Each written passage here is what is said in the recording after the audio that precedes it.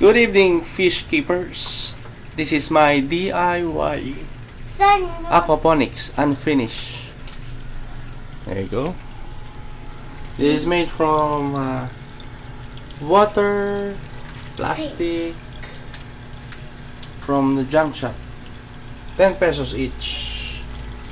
So you can see there's mollies, red eye, swordtail mollies, Mickey Mouse, and the other one. This is newly installed just yesterday. And this is my filter. Papi, meron ba? Okay. Papi, And meron. my pipelines. Lines going up to bring water.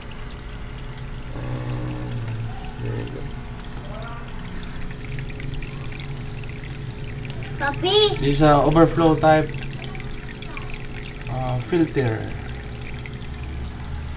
The waters go in and out, going to the other milking bottle, then going down again to the filter. Okay. So as you can see, there's a elbow PVC. That's my next project for my aquaponics. These lines go to the plants. Okay. Then I have a LED 9 watts. So if you can see, I have also the automatic night light.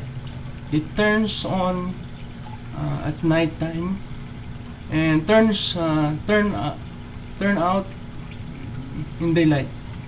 Switch off. Switch off automatically when there's a light. Papi. And this is Miss Pickles. Ay.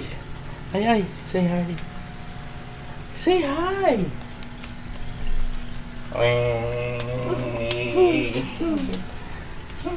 Okay.